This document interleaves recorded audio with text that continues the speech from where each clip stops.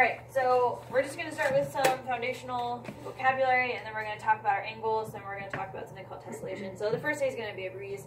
When we start getting into the nitty-gritty details, you guys have to remember about all the different shapes. That's going to be day 2, day 3, and day 4 primarily.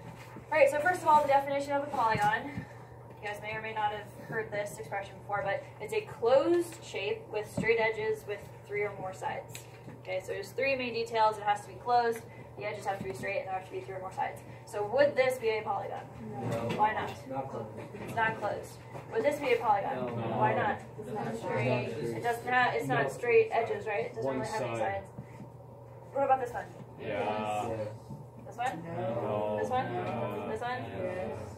Last one? Yes. Okay, so that's just polygon. Yes, babe. True. This is just polygon in general. Now I'm going to talk about 3 types of polygons you guys need to be aware of. So our first one is called a convex polygon. That's when all the vertices, so where the edges meet to create that point, they all need to be pointing outward.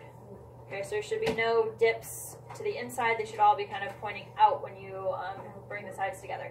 So would this be a convex polygon? No. No, because this dot or those 2 points right there are pointing inwards, so that kind of rules that out. Would this be convex? Yeah. Yes. This one? This one? Yes. The star? No. This one? Yes. This one? Yes. Okay. So you can kind of see how the vertices are pointing outward.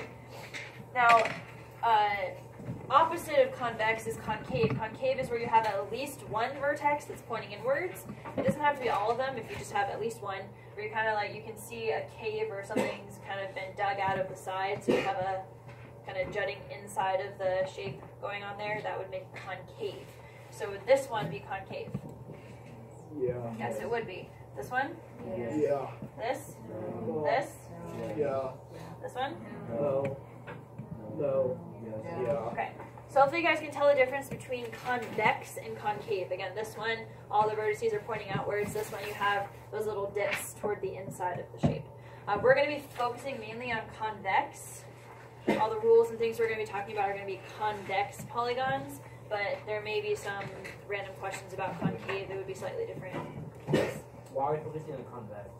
Because the rules that we're going to be learning don't work for concave. Okay. Because, like, what we're going to be learning about the exterior angles, right? If you have exterior angles for a concave, some of them will be obtuse, some of them will be acute. It's just the weird nonsense of the concave changing how the angles work doesn't allow us to do the same type of stuff we can with convex. And then, in addition to convex and concave, we also have things called regular polygons. This is probably the most important one. A regular polygon is when all the angles are congruent and all the sides are congruent. You must have both. You can't have one without the other for it to be regular. You must have both. So would this be regular? This one? This one? Yeah. Yeah, so remember that for a triangle, even though I didn't put the markings there, you guys can add them because equilateral and equiangular are the same. What about this one? No. This one? No. Yes. Did I say the angles are equal? Oh no. This one? Yeah. Did I say the angles are equal? No. That one? No. So you may only call it regular if you know that the angles and sides are equal. This one I was able to extrapolate that the sides were equal because we know that by definition equiangular is also equilateral. But for this one, I have no idea if the angles are the same. This one you should be able to tell that's obtuse, that's acute, so they clearly can't be the same. This one's more ambiguous, so you can't just assume that they're equal. Okay? So that's just the 3 main types of polygons, general classifications you guys want to be aware of. Alright, now let's see if you guys know all the names for these particular types of polygons. What do we call a 3-sided polygon? Okay. And then generically, what do we call 4-sided polygons? Every 4-sided shape is a square? Nope. Quadrilateral. Squares and rectangles are types of quadrilaterals.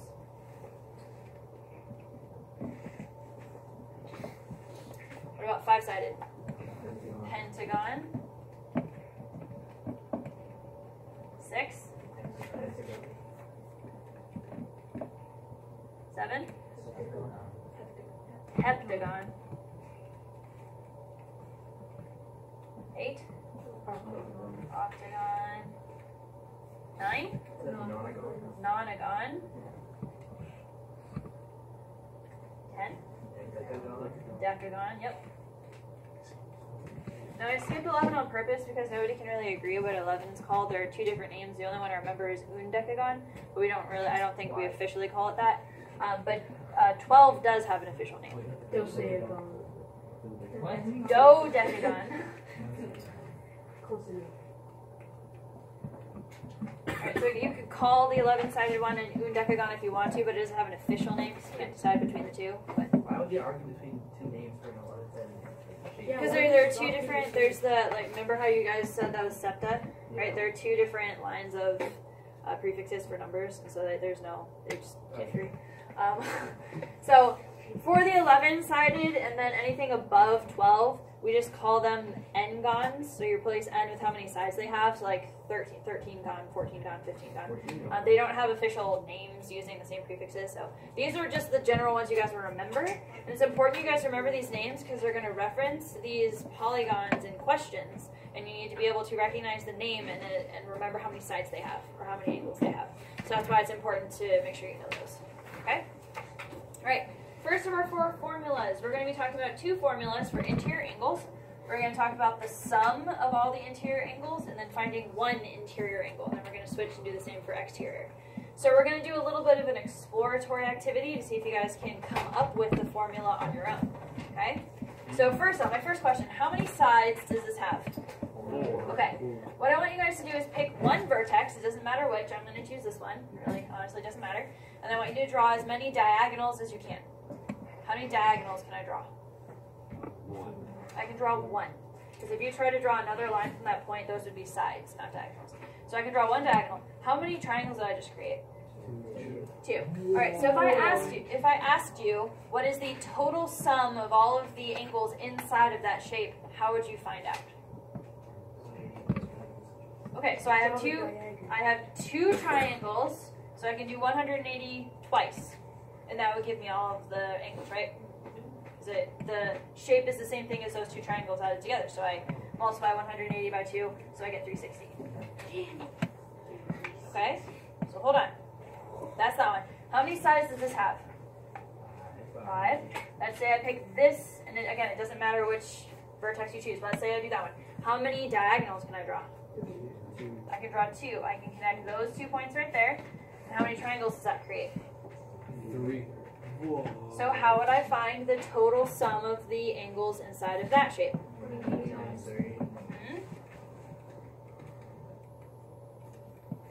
Alright, next one. How many sides does the next one have? Okay, let's say I chose this vertex. How many diagonals can I draw? I can draw 3 like this. How many triangles did I create? 1, 2, 3, 4. So how would I find the total sum of all the angles in there? 720, right? Yeah. Okay. So this pattern can continue to infinity. I want you guys to take what you notice here and tell me what a general formula would be for finding the interior angles of a polygon.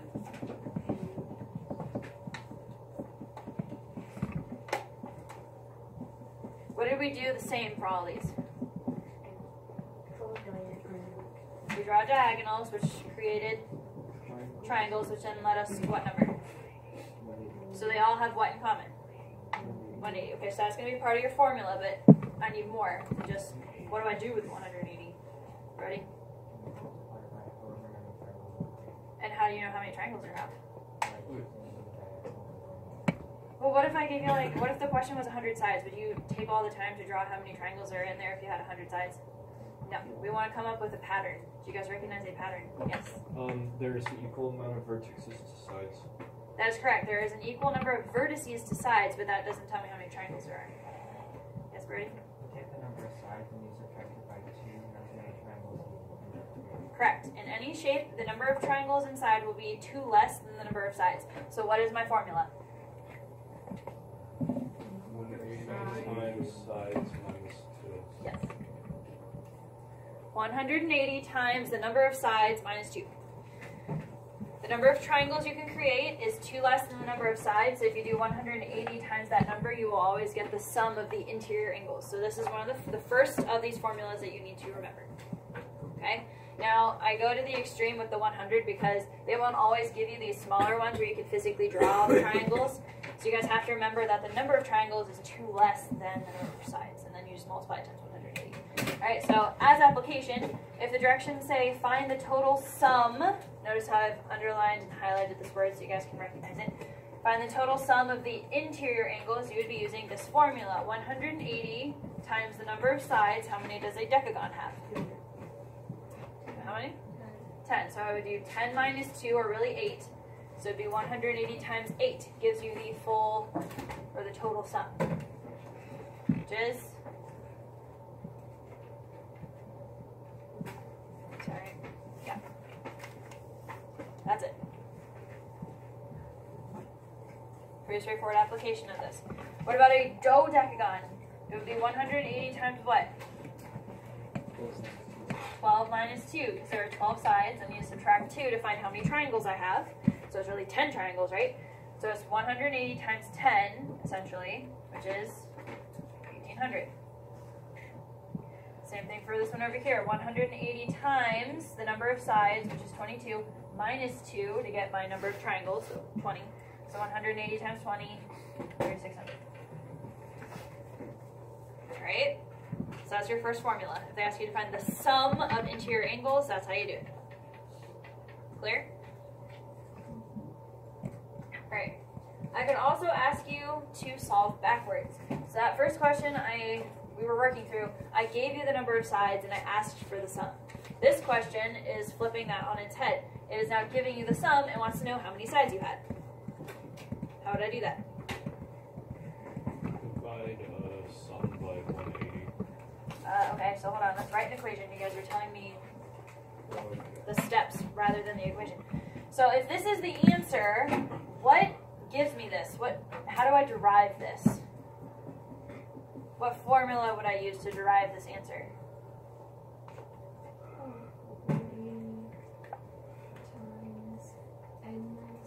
Yeah. So if this is the answer, you can set that equal to the formula that would derive that. So now we essentially have our equation here. And then, yeah, you would divide by 180 and then add 2 to solve for n. So this is just solving backwards. It's the same equation that we did up here. They just give you the answer first, and then you have to solve backwards. Okay? But you set it equal to the same formula. So you divide by 180, and then for this question, that would give you 11.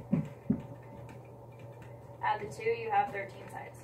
You can always double check by doing the formula forwards again. You could plug 13 in for n into the formula and make sure you get your 1980 back. Just make sure you got that answer correct, but this is a general format, okay?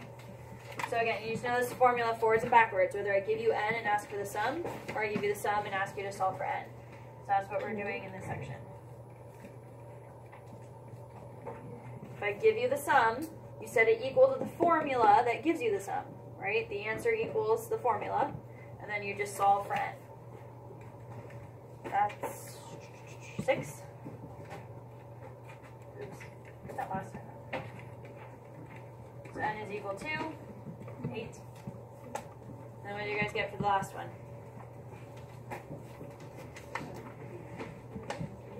Do the same thing.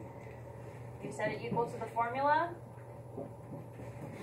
Because you know the answer. It's kind of like Jeopardy. You know the answer, you're trying to figure out what the question was, and so the formula matches. And you solve like that. Alright, so that's 1. That's 1 of 4. So everybody understand how to use that first formula forwards and backwards? That's the first one. Okay, so that's finding the sum of interior angles. Notice how I've changed the wording for these next 2 types of questions. This next one says find the measure of each individual interior angle of a regular polygon. Alright, so 2 things have changed. First, I'm now asking for 1 angle instead of all of them together, and then I'm specifying that it is a regular polygon. What does a regular polygon have? What's special about that? Right, all the sides are the same, but I am specifically talking about angles here. All the angles are the same, right? So how do you guys think you would take what we know so far, the sum of all the angles, and use the fact that this is a regular polygon to find just 1? Yes? You get to the same equation to find the sum and divide it by the side. Yes. So the second formula that you guys need to know is for finding one interior angle. You take the sum, which you guys already learned, and then you divide that by the number of angles you have, which is the same as the number of sides. Alright, so there's essentially the same formula, just this one you have to divide by n to find one angle. So the numerator is all of them added together. Since they're all equal, you just chop them up into equal parts with the division, and that gives you 1. Now notice, that will only work if it is a regular shape. If they do not specify that it is a regular shape, you are out of luck. You can't figure it out.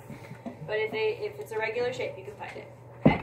So for this one, how would I find one interior angle for a regular pentagon? I would do the sum. Sum 180 times 3, technically. That's the sum, and then I would divide that by 5, because I want 5 equal angles. I want the sum all chopped up into 5 equal parts. So that would be, the sum would be 540. I divide that into 5 parts that are all equal, and that would give me 108. So each individual angle is 108.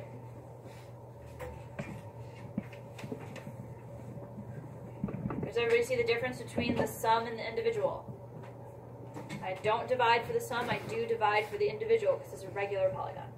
Same thing for decagon. I'm going to do the sum, which is 180 times 10 minus 2 because this is a decagon.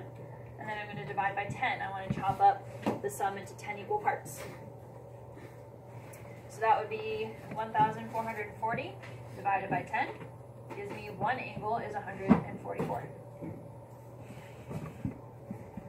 Everybody with me on that one? Okay. And this last one, again, I want to find the sum. And then I'm going to chop that up into 16 parts so I get just one of all those equal angles. When you do that, you get a final answer of 157.5.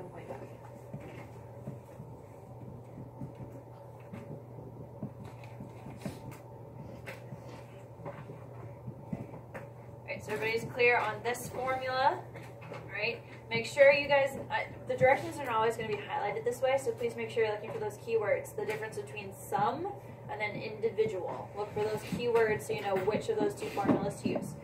Now this next one, these next two, again, you guys need to know how to use these formulas forwards and backwards. These next two, instead of giving you the number of sides, I have given you one interior angle and I want you to solve backwards to find n. So this is just like what we were doing with the other one. I know that one interior angle, just one, is 162. I'm going to set that equal to, so like this is the answer, I'm trying to find the question, or the formula that would derive this. What formula would give me one interior angle for a regular polygon?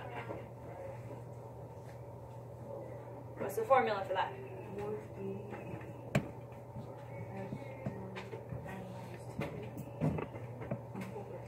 Over n. Because they said it's an interior angle, it's just one. You use this formula, the one divided by n, because this is one angle and this is how you find one angle. That's the formula. So now I'm going to solve backwards. Right? I know the answer, here's the formula that gives me that. I need to solve backwards to find n. So obviously the first thing you would do is algebraically multiply by n. Now there are two ways you can move forward from this step. You guys can distribute the 180 and solve that way, or you could divide by the 180 and solve that way. I would recommend the distribution, because if you guys divide by the 180, you will get a decimal, and if you round at that point, it'll just make it more difficult to figure out what your final answer would be. If you guys distribute, there's no rounding involved. It's all whole numbers, so I recommend that. So that's what I'm going to do. Then this just becomes basic linear algebra. You subtract the 180 over, you get negative 18. N equals negative 360. You divide, the negatives cancel, you get 20. So we're 20 sides. So all basic algebra stuff. Right? The one next to it is exactly the same. A regular polygon has an interior angle that measures 164.35, so that means one interior angle. What formula would derive that answer? That's what goes over here. What formula would derive that?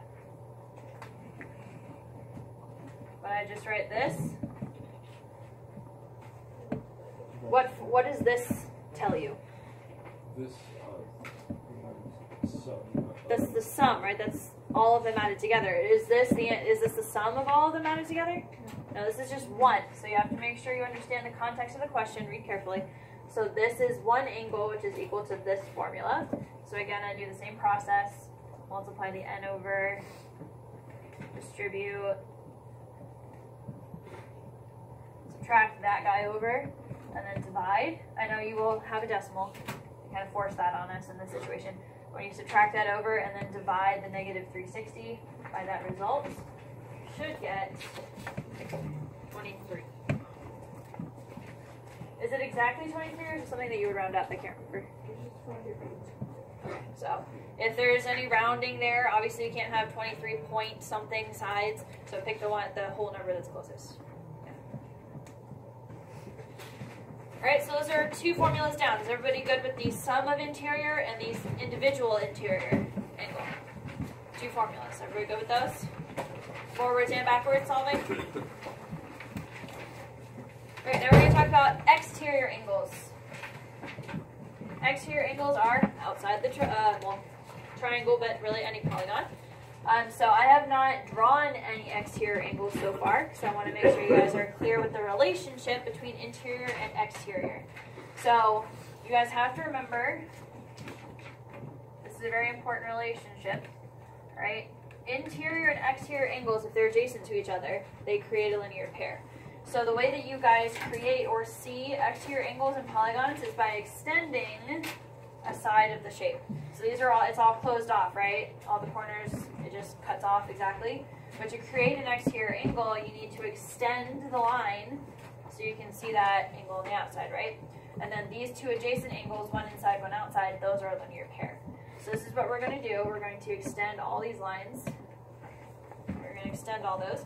I want you guys to tell me what the exterior angles would be, given the interior. So if this interior was 40, and they're a linear pair, what would this exterior be? If this interior is 30, the exterior would be? And if this interior is 110, this would be? Okay, do me a favor and add those together, please.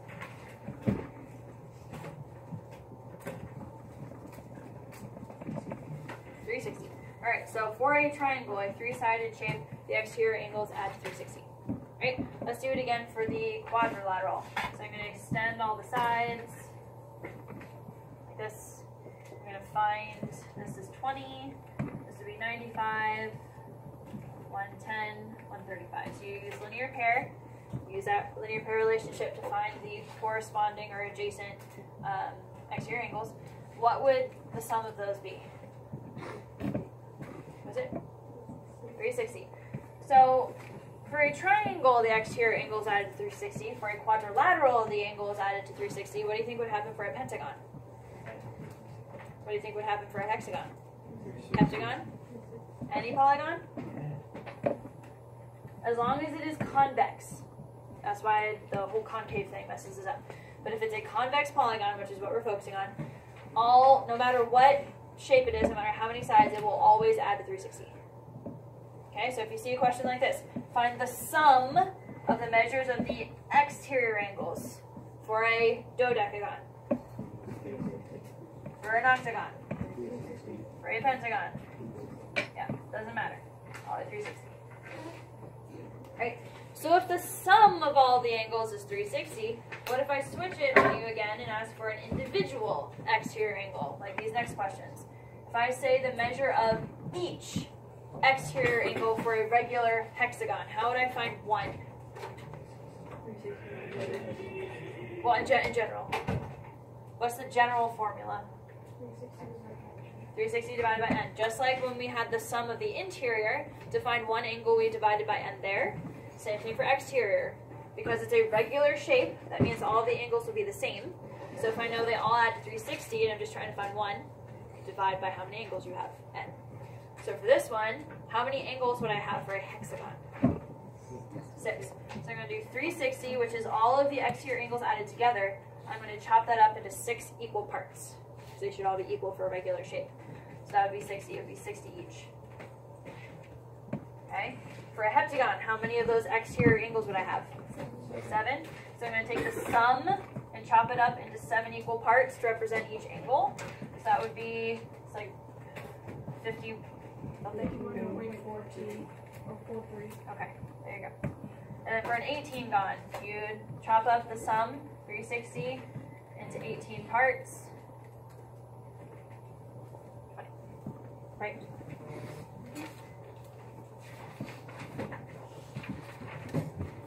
Great.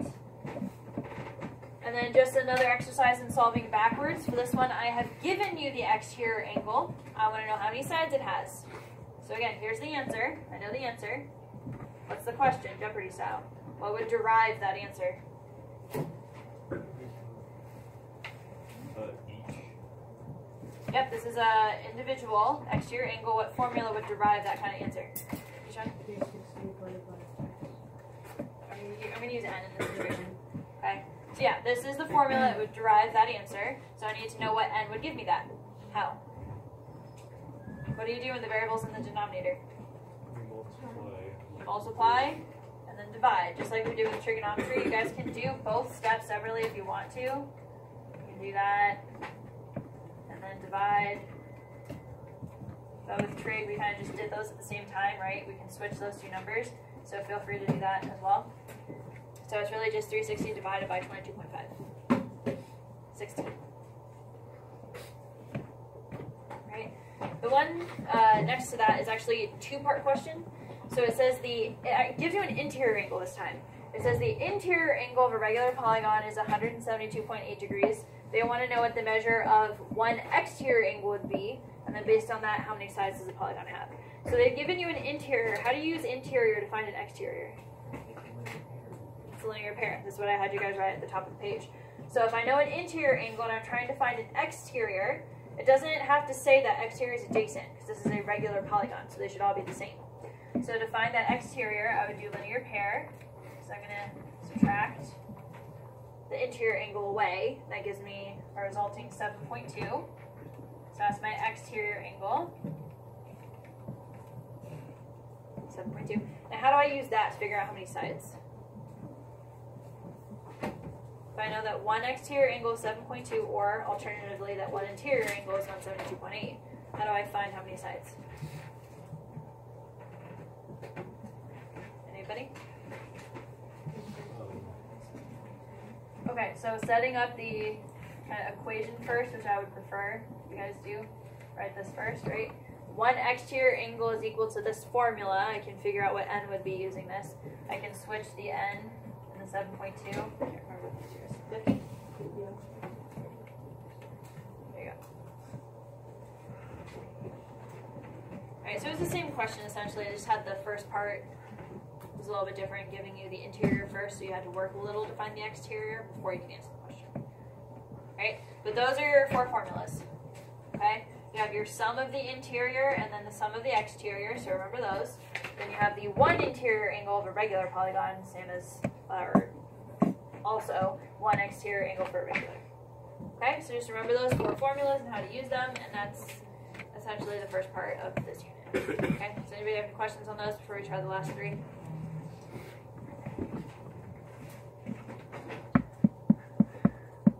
Those will not be provided on the formula sheet for the SOL, so do make sure you have those memorized. Alright, these next ones, how do you guys think you would approach this? How would I find those? Yes? Find the sum of all the angles and then subtract all the Okay, so find what they all should be together and subtract away what you know to find what you don't know? Yeah. So, how many sides does this shape have? 5. 5. So this is a pentagon. It looks kind of weird, but it is a pentagon. So what if I give you guys this triangle? Let's kind of boil it down to the simplistic. If I gave you this, instinctively, what would you do?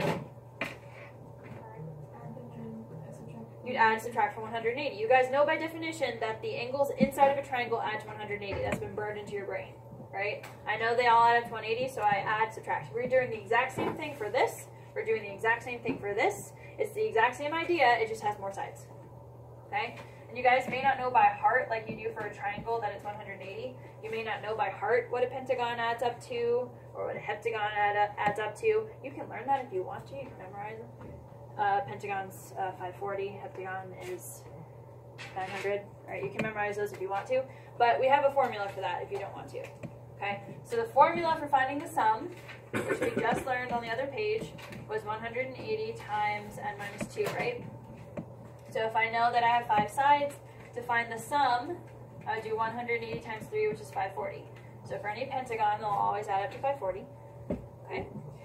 So if I know this one, this one, this one, this one, I can add those together and subtract that away from this to find x, essentially, which is what we were doing in the triangle. There's just more angles here.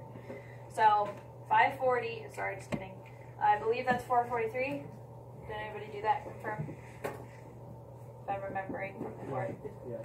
443 plus x should equal 540. 27. Okay, again, same general process as what you guys would normally do with that basic triangle, just has more sides, which means the sum is going to be bigger. Same idea though. Alright, then again, for a 1, 2, 3, 4, 5, 6, 7-sided shape, a heptagon, the sum, and you can derive that using the formula 180 times 5 is 900. So for heptagon, they will always add to 900. Go ahead and add the ones you already know.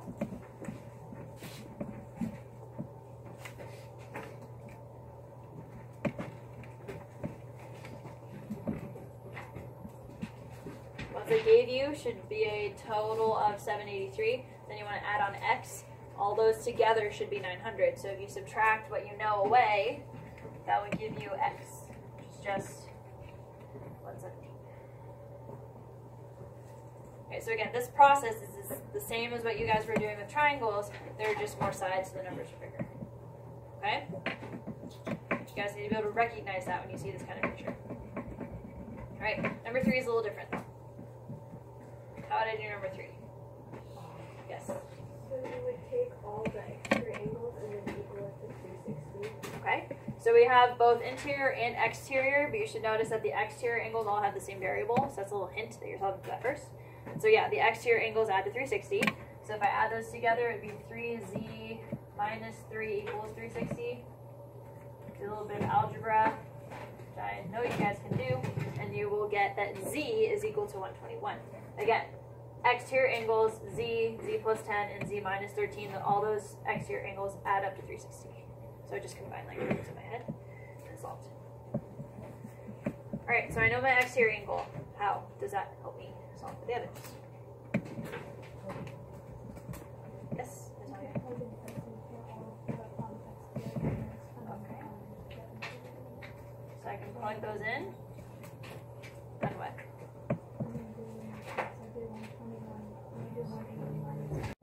Okay, so remember the relationship, exactly right. The relationship between exterior and interior is linear pair. So if you know the outside angles, you can just do linear pair to find the others. So x would be 50, no. Yes, 59? Y would be 49. And W would be 72, using your linear pair.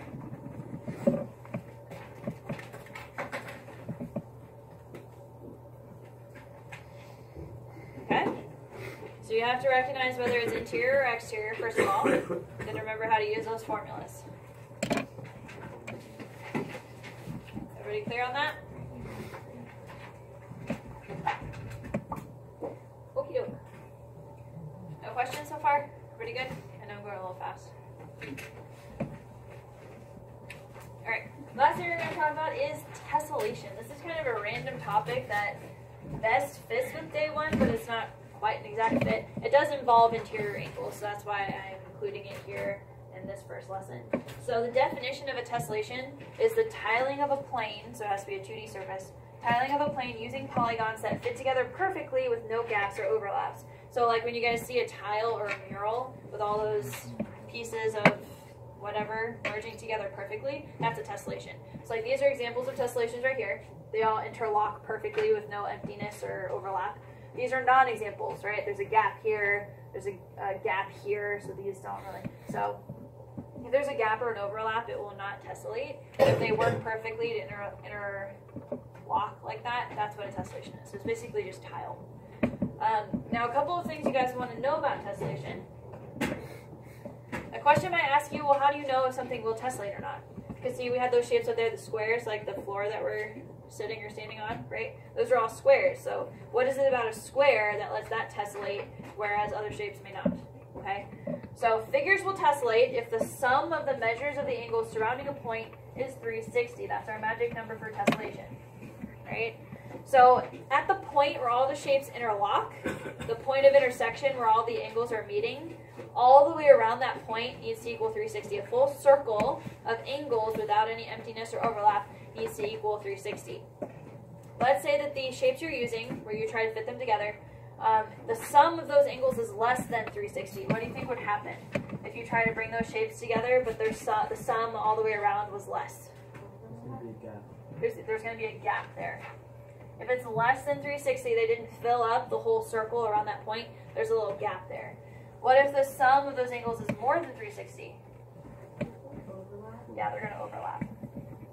All right, so we want it to be exactly 360. It's the only way we can get them to tessellate to work perfectly without any openings or overlaps. Now, I use figures plural to indicate that you guys could use the same shape over and over again, or you could use multiple different types of shapes, like squares and triangles, or hexagons and something, I'm not sure. But you can do multiple different shapes or just one over and over again. But that one in particular, and I want you guys to put a star here. If you guys are just using one shape over and over again, the way that you figure out if that will tessellate by itself, because if there are multiple different shapes, that's a different story. But if it's just one shape over and over again, the best way to tell if it will tessellate, yes, all the angles need to add to 360. The best way to do that is to see if one interior angle will divide. Will divide into 360. Because if you're using the same shape over and over again, you just have one interior angle you're using over and over and over again. So if you can divide 360 by that interior angle value and you don't get a decimal, then it'll work for you. So let me show you an example. Let's say we're working with a square.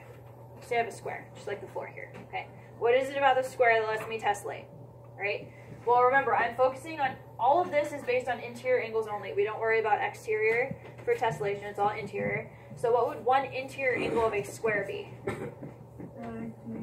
90. So we know, I'm sure you guys know very well, that an interior angle of a square is 90. Does 90 divide evenly into 360? If you do 360 divided by 90, do you get a whole number? Yes, so that's why a square tessellates. Because that 90 divides evenly into 360. What if I switch to, and this is going to be horrible, but don't judge. Oh, that's not too bad. A pentagon. Okay, 5-sided. What is one interior angle for a pentagon? If you haven't memorized, I haven't memorized because I just see it so much. But if you don't remember the formula for an interior angle is this. Remember, we just learned that. An interior angle for a pentagon, you can use that formula, so plug in 5. 108. So one interior angle for a pentagon is 108. Would a pentagon tessellate? Could you use a pentagon over and over again and get a perfect tile? No. Why not? Yeah, if you do 360 divided by 108, you don't get a whole number. Right? You actually would have a gap there if you try to, that's the picture up on the right with the pentagons, there's a gap. So that's how you can tell if one shape over and over again will tessellate. You find one interior angle, see if it divides evenly. If it doesn't, it's not going to work for you. Okay? And so that leads me into this little section right here. A regular pentagon, a regular tessellation, which is this thing, is just use one shape. So that's what we were just talking about if you do one shape over and over again. And then a semi-regular tessellation, which is this guy. And there are two different, threw my arrow wrong. The semi-regular up here, you just find what all the interior angles are and try to add them to 360. That's when you use 2 plus shapes. I'm just going to say that means 2 or more. All right, 2 or more shapes. There we go.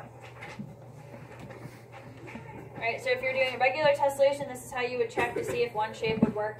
And then if you have multiples, you would just find each of their interior angles and see if they add to 360. So this one's a little bit more work. You have different shapes, but you have a method for either. Alright, so let's take a look. We have a couple of application questions we're going to do real quick. Alright, this one's a little bit more abstract. It says a tessellation is formed by two types of regular polygons. This is a semi-regular tessellation, two different shapes. One of which is a decagon. So I know one of the shapes already. What is the name of the other polygon that I could use to tessellate with that decagon? So this is semi-regular. So the process I'm going to use is figure out, do the angle measures add to 360? That's what we have to do for a semi-regular. So first of all, this is all talking about interior angles, so let's just start with the decagon. What's one interior angle for a decagon? So you can figure that out. Alright, so I have one angle so far for my tessellation. My one angle that I have is 144. How would I find what is left over? 360, yeah. Good. So all of my angles with all my shapes all the way around the point of intersection, they should all add to 360. Full circle, all filled out. Should be 360. If I take my decagon away, so I can see what I have left, what do I have left? Okay. I have 216 left of that area that I need to fill in for the tessellation. Would this be just one shape? Is there any one shape that has an exterior angle that's more than 180? No, more than 180 is more than a straight line, guys. It would be like weird, right? So this is actually not one shape. This is something that you have to notice, right? If the remainder is 216, can that be one shape? No, it's actually going to be two or more of the same shape. Okay, so we have a decagon, and then we have one other shape, but there could be two or more of them. So let's just start with let's think about two. Let's just start with two. There could be more, but let's just start with two. So if I take 216 and I divide it in half, what do I have? 108. 108. So I could potentially have the decagon, which is 144, and then two 108s to fill in that gap. Do we have any shapes that have an interior angle of 108? Pentagon? A pentagon. Yeah, we just saw a question where we saw that, right? An interior angle of a pentagon, we were just doing that, is 108. Now, if you're not sure, if you don't remember that, I remember a lot of these angles because I work with them a lot as you're going through this unit. So I just recognize it. But if you're not sure, you guys can solve backwards like we did on the first page. There's always a way to find how many sides that shape had by solving backwards. And if you did that, you'd get n equals 5, pentagon. Okay? So this tessellation is one decagon and two pentagons, repeating over and over again interlaced.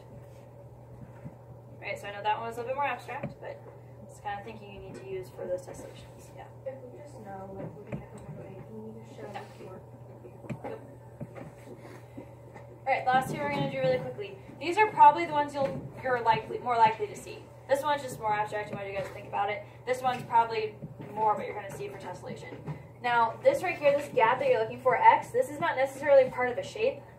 Right? I know for sure these are two shapes here, but this is not necessarily the beginning of a shape. It's just an empty space here. Okay? But you're still going to use the idea of tessellation. What should all the way around this point be?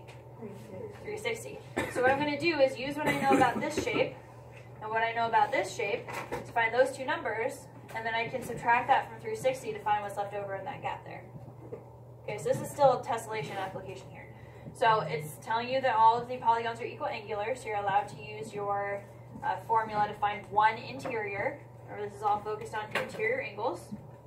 So this is a 1, 2, 3, 4, 5, 6, 7, 8-sided shape. How would I find this one angle right here? Yes, Daniel. 180 times, hold up, 8 minus 2 divided by 8. Yes. So you use your one interior angle of a regular polygon formula. They told you that all the angles are the same, so you're allowed to do this. And then that would be, oh man, I don't remember correctly. 135. When you guys do the math, one interior angle of an octagon is 135. So that's that guy right there. Everybody with me on that one? All right, this is a 1, 2, 3, 4, 5-sided shape. What is one interior angle of a pentagon? 108, we just saw that, right? Again, the more you use this, the more it just clicks, right? So a pentagon is 108. So if I know this is 135, this is 108, how do I find that? Add those two. Add those two. And subtract it by 360. Yeah. So all of these angles should add to 360. So if I take the sum of those two, which is 243. If I subtract that away, that leaves me with just x by itself, which is 117.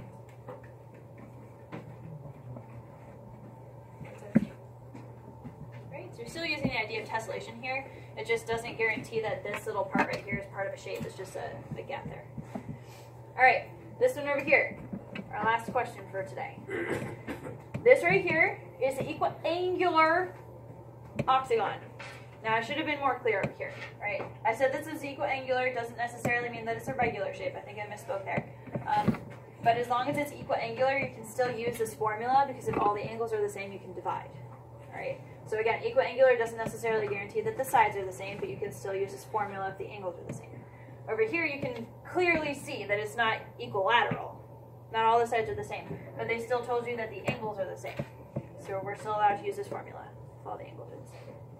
And then we have rectangles, and we are trying to solve for this angle right here. All right, so what do you guys think?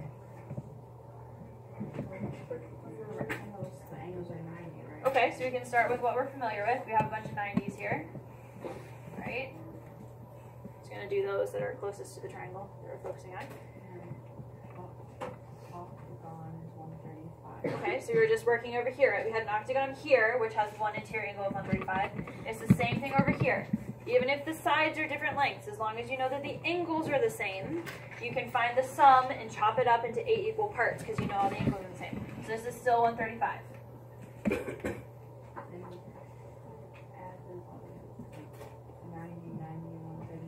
Okay, I can add these guys. Which would give me what? 45. But where does that go? Like,